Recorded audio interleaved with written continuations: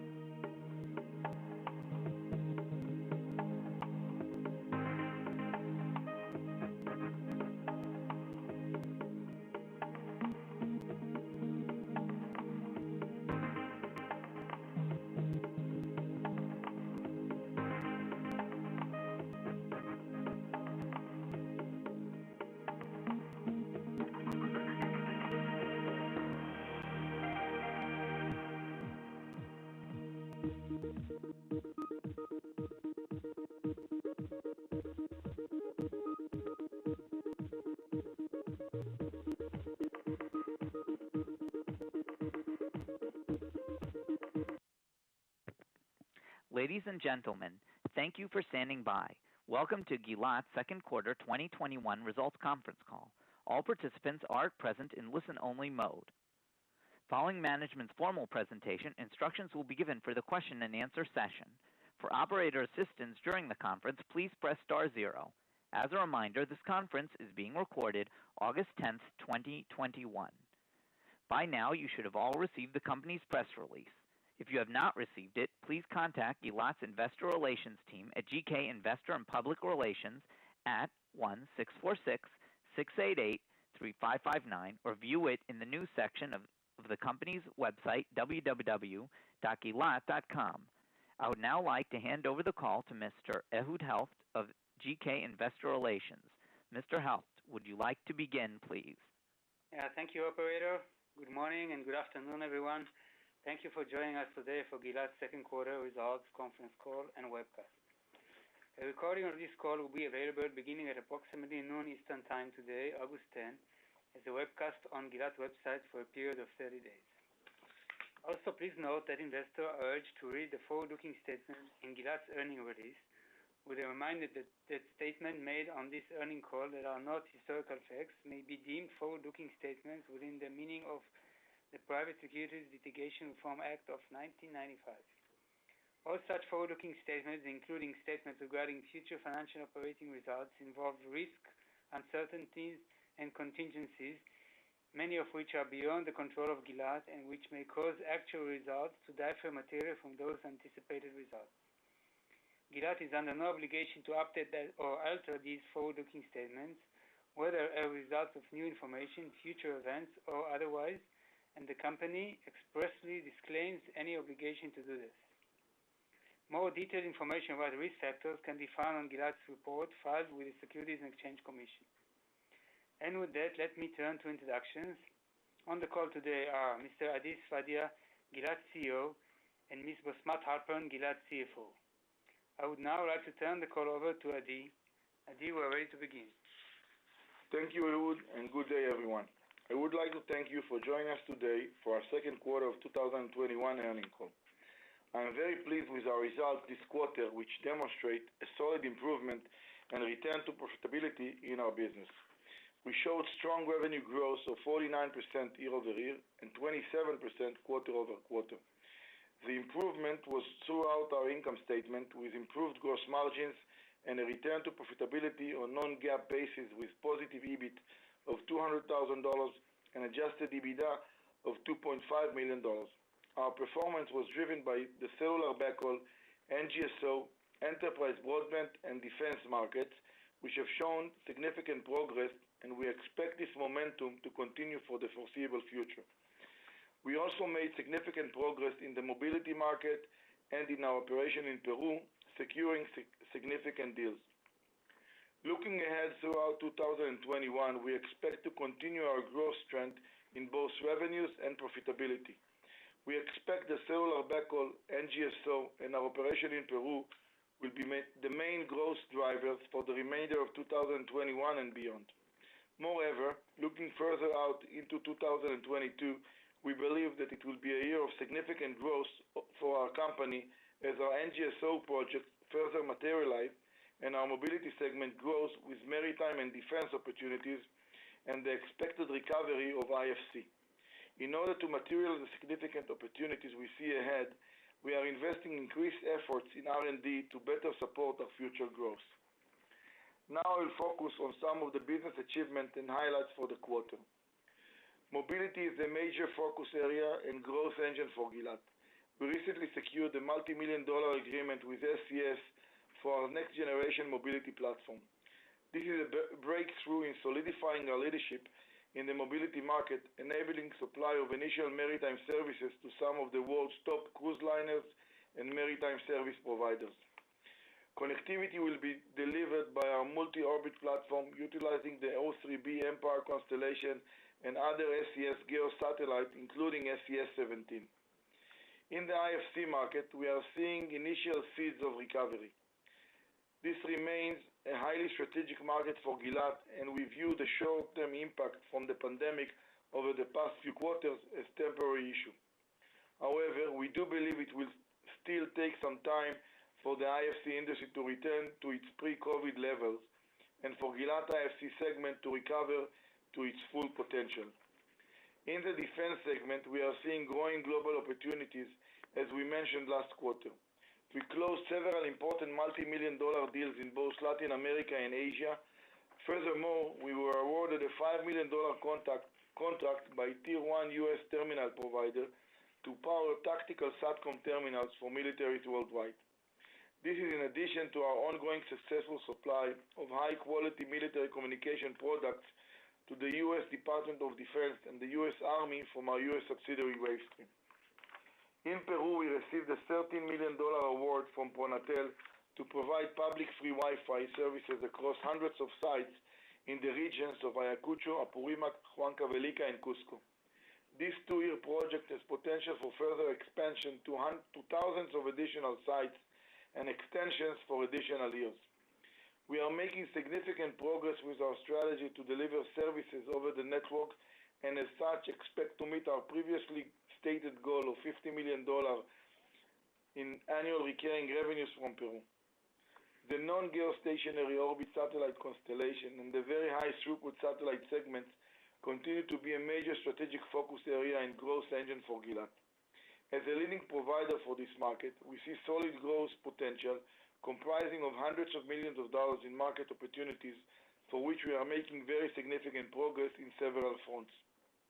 We continue to receive multi-million-dollar orders from a leading satellite operator for support of low Earth orbit constellation. As we reported in the past, our subsidiary Wavestream was chosen to supply gateway solid-state power amplifiers for this project. We also continue our development of the ground segment for the SES O3b mPOWER satellite constellation and expect to start seeing significant revenue from this project in the coming quarters. The cellular backhaul segment continued to be of strategic importance to us. We saw significant expansion and follow-on orders during the quarter from our Tier 1 MNO globally.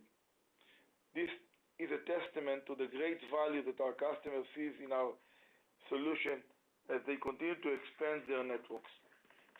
I would like to highlight our leading MNO customer in Latin America who expanded a multi-million-dollar IoT project for additional coverage provided by Gilat Cellular Backhaul Solutions. The mobile operators expand its agricultural IoT network to address the critical need for enable better communication between the field and the office. On the 5G front, as the market adoption of 5G is growing, we see strong potential for Gilat to expand its leadership.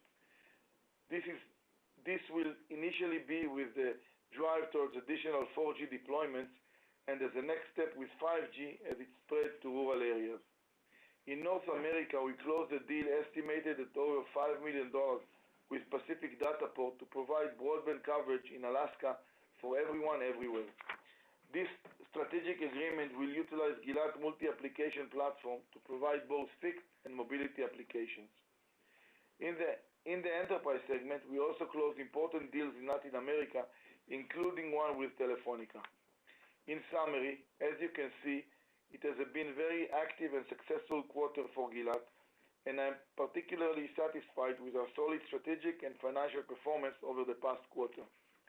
The strength was driven by cellular backhaul, NGSO, and defense markets, enabling very strong revenue growth and our return to profitability on non-GAAP and EBITDA level, following the COVID-19 downturn over the past year.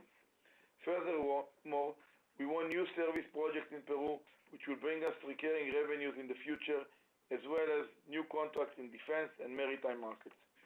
We expect our momentum to continue for the remainder of 2021, providing continued growth in both revenues and profits. Moreover, looking further out into 2022 and beyond, we expect significant growth primarily in the following market segments. In the NGSO and VHTS segment, we see opportunities of hundreds of millions of dollars for which we are making very significant progress. In the mobility segment, we expect to strengthen our leadership with the SCS award for our mobility and maritime platform, as well as with the expected recovery of the IFC market as air travel picks up. In the cellular backhaul over satellite segment, we are the global leaders in 4G and LTE, and as such, we expect to enjoy the growing opportunity as markets adopt 5G, for which we have proven technology. In the defense segment, we believe that our gain momentum with global wins this quarter has further potential of tens of millions of dollars. I'm excited with our potential and look forward to reporting on our progress over the coming quarters and years. And with that, I'd like to hand over to Bosmat. Bosmat, we are now ready for your report. Please go ahead.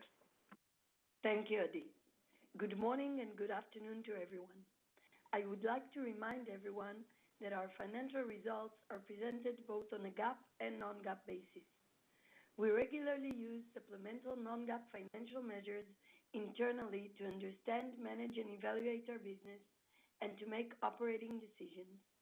We believe these non-GAAP financial measures provide consistent and comparable measures to help investors understand our current and future operating performance.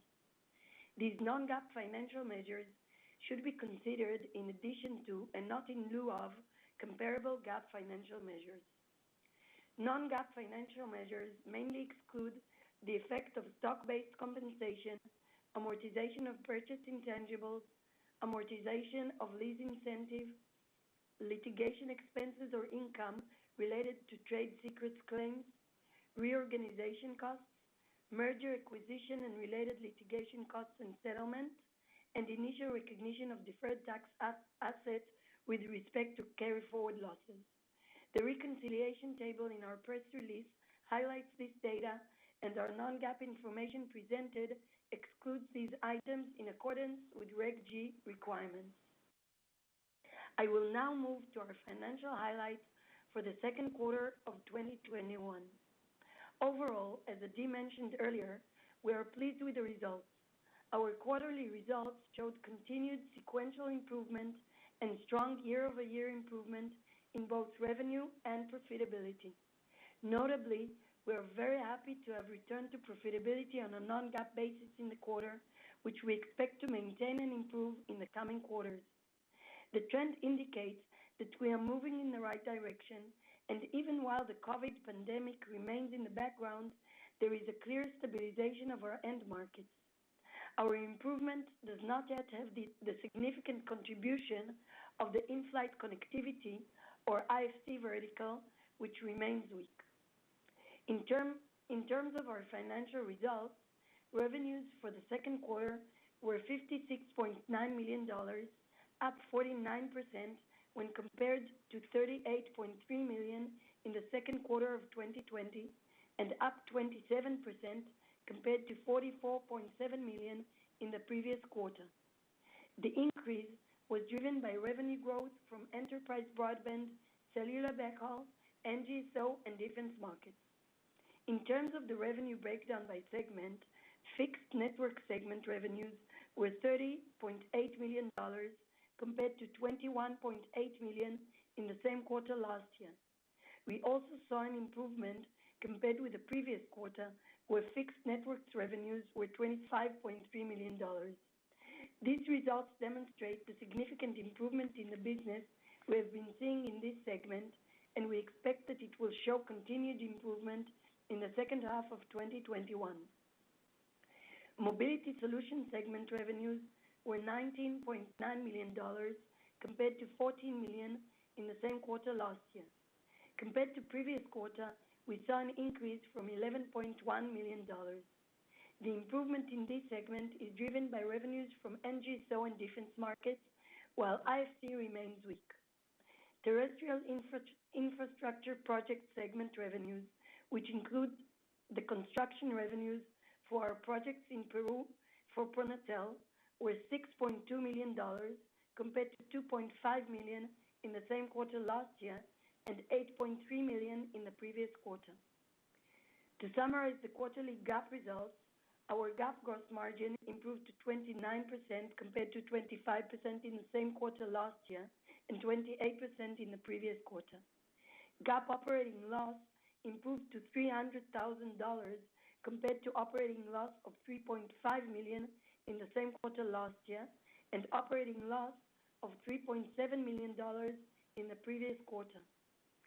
GAAP net loss in the second quarter improved to $100,000 or 0 cents per share, compared with a net loss of $4.2 million or loss of 8 cents per share in the same quarter last year. In the previous quarter, we had a GAAP net loss of $5.1 million or a loss of 9 cents per share. Now looking at our quarterly results on a non-GAAP basis. Non-GAAP gross margin improved to 29% compared to 25% in the same quarter last year and 28% in the previous quarter. I am very encouraged, as I said before, by our return to profitability on a non-GAAP basis while we continue to invest significantly in R&D. Non-GAAP operating income for the quarter was $200,000 compared with an operating loss in the same quarter last year of $2.6 million.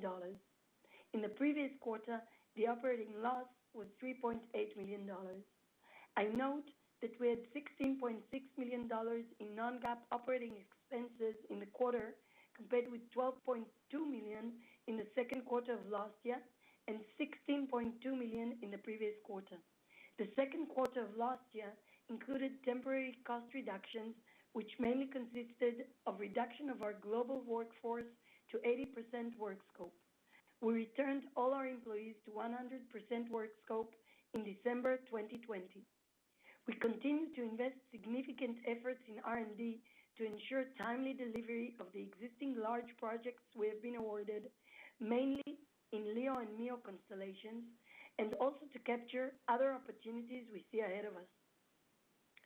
Non-GAAP net income in the quarter was $400,000 or 1 cent per share. In the same quarter last year, we reported net loss of $3.3 million or 6 cents per share. In the previous quarter, we reported a net loss of $5.2 million or 9 cents per share. Adjusted EBITDA for the quarter improved to $2.5 million compared with an adjusted EBITDA of $100,000 in the same quarter of last year.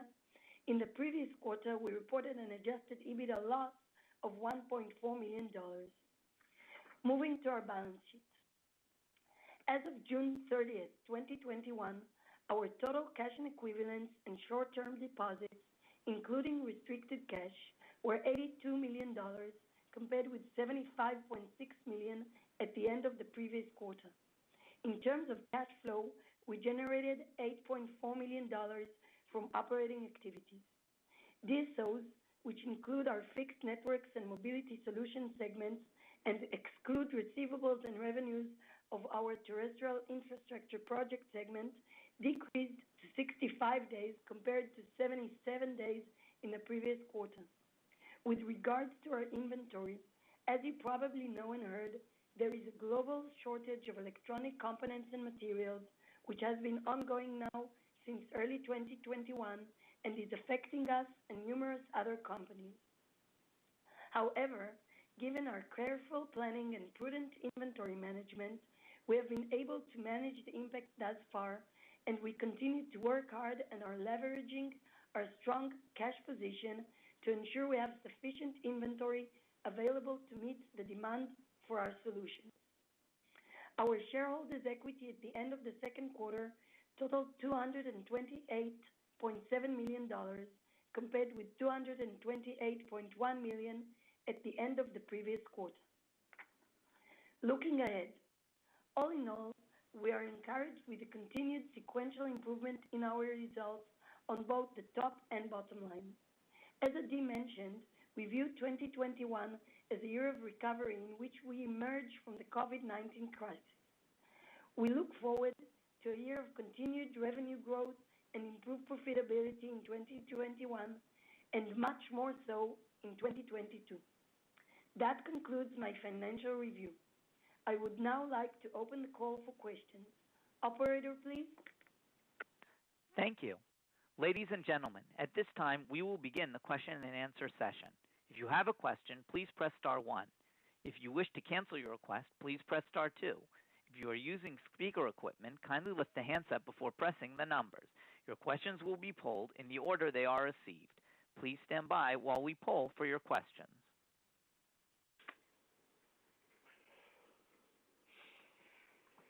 I repeat, if you have a question, please press star 1. The first question is from Chris Quilty of Quilty Analytics. Please go ahead. Thank you, and congratulations on the good results. A question for Bosmat on the last point you mentioned around the chip shortages. Are you seeing improvements, or is the situation getting worse there? And how should we think about that in terms of either restricted sales capability or impact on margins for the balance of the year? Hi, Chris. Thank you for the question. Right now, we mainly are in control of those shortages. We do see impact of the lead times of our equipment, and that's why we are managing that by ordering ahead of time. Sometimes we need to order a year in advance. I do not expect it to have material impact on our margins or on our results as we manage it correctly. However, I do expect that our inventory levels will slightly grow because of those shortages. Fortunately, you have the cash to front that. And I guess on a similar angle, with the resurgence of the Delta variant, are you seeing any impact on your business in terms of trends, either globally, by region or by market activity? Hi, Chris. This is Adi. The Delta variant, I think, 2 months ago, we thought that the COVID is behind us with all the vaccine and the vaccination rate. And now we see that, we are far from finishing this episode. We started to meet some customers, and now it seems like due to the restriction in Israel and worldwide, we need to reduce our travel significantly again. But from business perspective, more or less it's the same in the last 6 months. We don't see additional effect. But again, I learned from the last 15 months that every month you learn something new. But right now, it's the same situation as it was in the last 6 months. Great. And to follow up on, I think you had stated in the script that you expect Peru to be the primary growth driver in the back half of the year. Is that expected to come on the terrestrial side or services, and will that have any kind of a material impact on the gross margins that you report in the back half of the year relative to the first half? The growth should come from services, mainly from services, most of them on the terrestrial network that we are building, and it's going to increase our margin, especially in Peru. The effect on the consolidated P&L will be, it depends on the other revenue mix, not only on Peru. But if we take Peru as a standalone, Peru margin should increase significantly with winning additional service bids, and I guess that it will also increase our overall gross margin. Great. And congrats on the new defense wins. Can you help us understand, are those wins that you're seeing in the defense segment generally new program starts, or are these programs where you're going in and taking away business competitively? It's a combination of both. In the U.S., there are some programs that we are continue to get orders. Some cases, it's new projects under existing programs, or if we consider a program a huge budget basket under the DoD. But we do see more and more business outside of the U.S., especially for broadband solution, gateway hubs and VSATs for non-U.S. countries. And we do see some new programs in the DoD that we are now trying to find our way in. Great. I know you don't typically provide book-to-bill per se, but can you give us a sense of what the order trend is looking like, either in the quarter or year to date? And I would guess generally at a top level, and specifically with regard to IFC, whether you're seeing any early leads there of order activity picking up? In the last few quarters, on average, our book-to-revenue ratio was higher than 1, which I think it's good situation. On IFC, we are seeing initial seeds of orders for both SSPAs, box and amplifiers, and also for baseband, but it's the beginning. We hope it's a beginning of a trend. To be honest, the Delta variant now probably will delay again the recovery by a quarter or two until people will understand where it's going to take us. And are you changing your strategy at all with regard to the IFC market? Obviously, Intelsat, the former Gogo, large anchor customer, but in terms of your approach to the airline customers, are you working primarily through partners or directly, and has anything changed, post-COVID with the opportunity set there? No, I think that our strategy haven't changed. We here and there we do talk with the end users, but we are primarily focused on supporting our partners, Honeywell, Gogo, Anuvu, Global Eagle, supporting their requirements. We do participate in some of new RFPs that service providers issued in the last few months, and probably will issue additional in the next few quarters. But we have no intention to go directly to the airlines. Great. And final question on the NGSO market. Obviously, SES with mPOWER is the big growth driver going into 2022. But are there additional opportunities out there? Obviously, Telesat and Amazon being the largest potential opportunities. But are there other potential constellations or competitive wins that you see in the next, say, 12 to 24 months? Yeah, without naming names, we are working with, I think, except SpaceX, we are working with all or trying to work with all the big satellite operators. There are a lot of new initiatives, startups that raising a lot of money, either with IPO, private money, or under SPACs, and we have a discussion with them as well. I do believe that we'll see success in getting awards in the next few quarters. Great. Congratulations. Thank you, Chris. The next question is from Gunther Karger of Discovery Group. Please go ahead. Yes. Good morning and congratulations on continued excellent results. Thank you, Gunther. Regarding the defense military business, I know that, let's say a year ago, that business was relatively minor.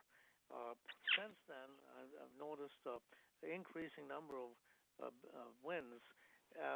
At the present time, what percentage of total business is represented by the defense and military worldwide? Indeed, a few quarters ago, the defense business was relatively minor, and we are saying, I think, in the last 2 or 3 quarters that we are seeing more and more traction from defense worldwide. We had several awards. I think that second quarter, this quarter, was the strongest one. In terms of revenue, it's not a data that we provide, but we do see an increased portion of defense revenues. It's becoming a trend, although I can't say it's a quarter-over-quarter trend. I remind everyone that our business is vary from quarter to quarter, and both top line and margins depend on the revenue mix. But we do see more and more business from the defense coming in. Yeah, thank you, Adi. Thank you, Gunther.